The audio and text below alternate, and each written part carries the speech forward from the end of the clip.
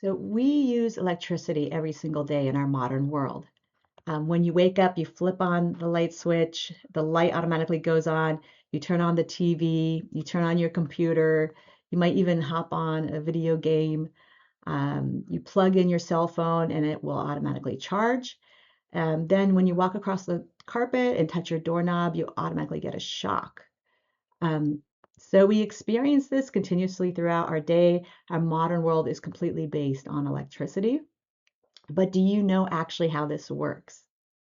So not the definition from a textbook or your physics class, what it actually is and what's happening. So we're going to look at this at the level of atoms and electrons. In this video, we're going to give you the real explanation of what electricity is, from the most basic level that anyone can understand, all the way to the physics that engineers and scientists use on a daily basis. So my name is Dr. Colleen Spiegel. I'm an engineer and an educator, and welcome to the Tesla Institute. So to understand electricity, you have to start with atoms. Everything around you, including that chair that you're sitting on right now, the air you're breathing, the device you're watching this on, it's made of atoms. And atoms have a structure. So in our image here on the screen, you could easily see a chair with your eyes. But if you zoom in 1,000 times and use a magnifying glass, this will reveal the wood grain and the small surface features in the wood. And if we zoom in another 1,000 times, and a light microscope lets us do this, we could see the wood cells and the fibers that make up the chair. So let's zoom in another 10,000 times using a transmission electron microscope, a TEM, and this will reveal how atoms are arranged within the material. Finally, if we want to see the individual atom, we're going to use a scanning tunneling microscope, an STM, or an atomic force microscope, an AFM. So these instruments don't take ordinary photographs. They scan the surface with a sharp tip, and they use those measurements to create the image of the atoms. So when we describe an atom, and this is probably the explanation you saw in your basic science classes starting in elementary school, at the center we have a nucleus that contains protons and neutrons.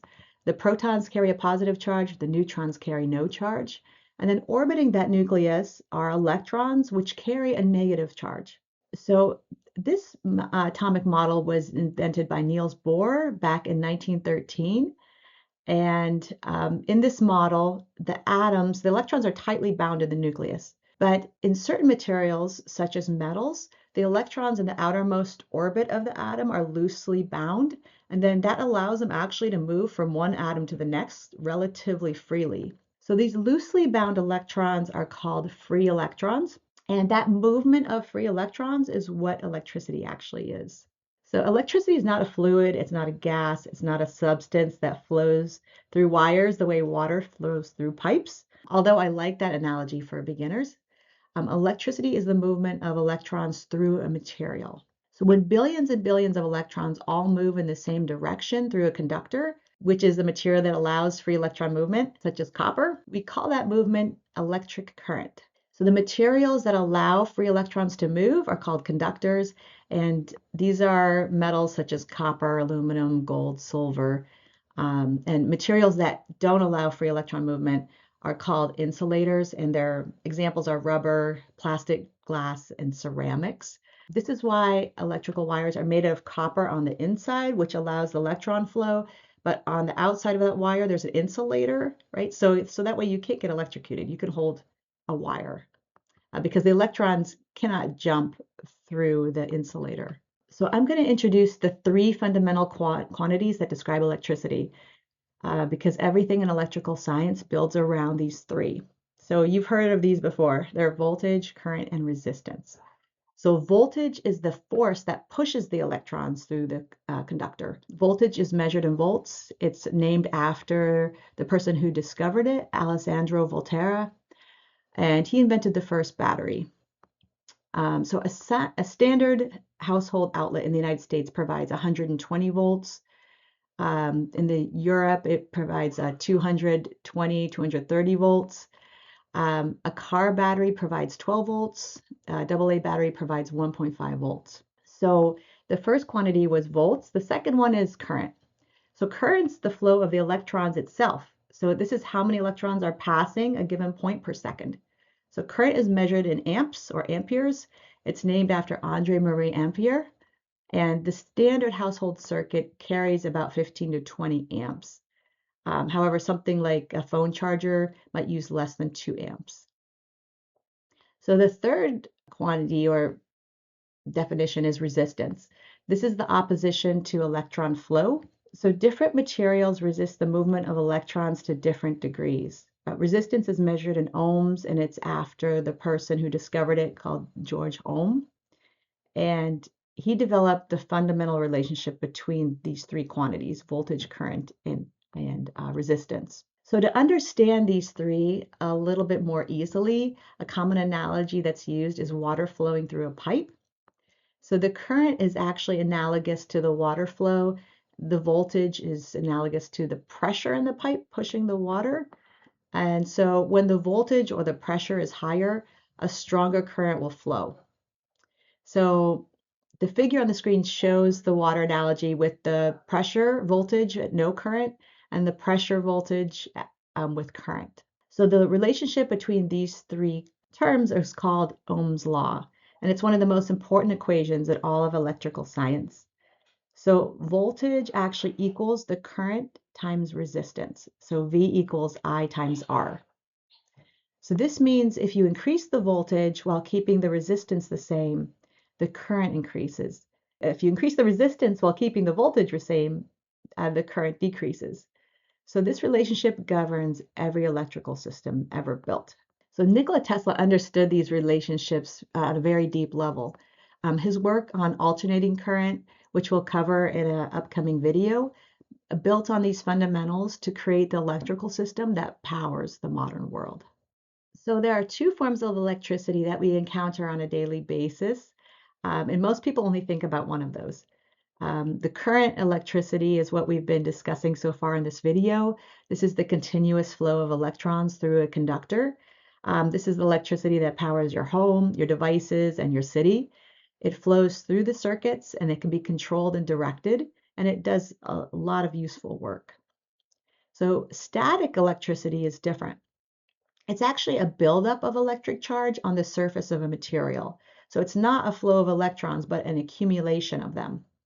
So static electricity is stored charge or voltage. So when the difference in charge or voltage becomes large enough, the electrons suddenly flow to equalize. So this is actually what creates that spark or that shock or that lightning bolt.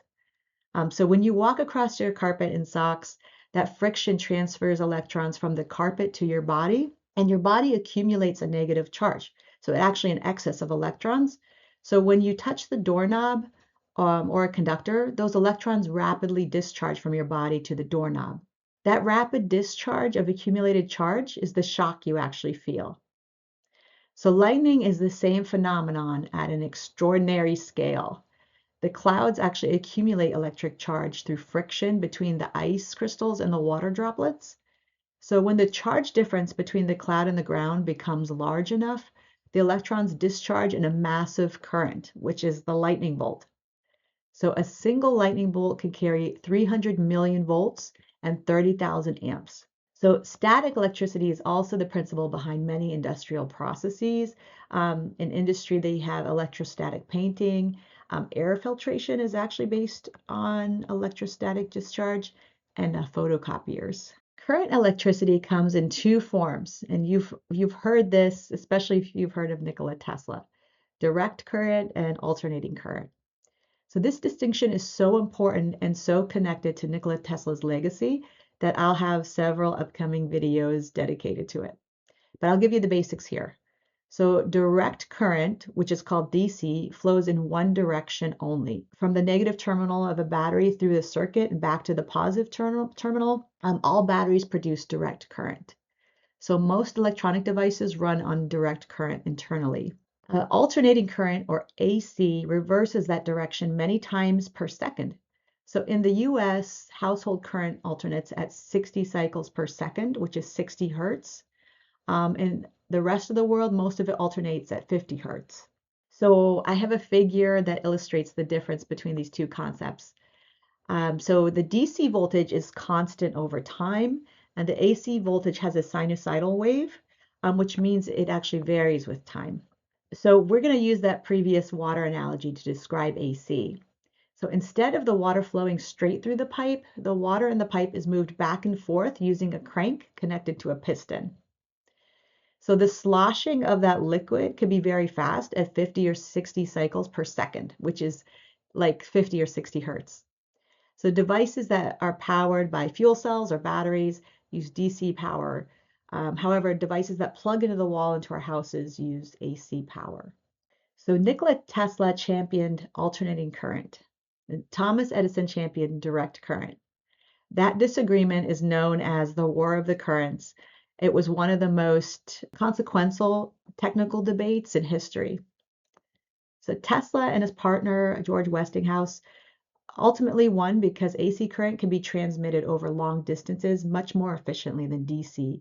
So this was a fundamental advantage that determined the architecture of the global electrical grid. So we live still today in Tesla's electrical world. So electricity is one of the most studied and useful phenomena in all of science, and yet most people go through their entire lives using it without understanding exactly what it is. So I hope this video helped you learn something about electricity, at least a little. Subscribe to the Tesla Institute for more videos on electricity, energy, physics, chemistry, and engineering. So we're working toward Nikola Tesla's vision. We want to make energy knowledge accessible to everyone. My next video will be on AC versus DC, what Nikola Tesla actually invented, why the war of currents still shapes the world that we live in today. So my name is Dr. Colleen Spiegel, and I'll see you in the next video.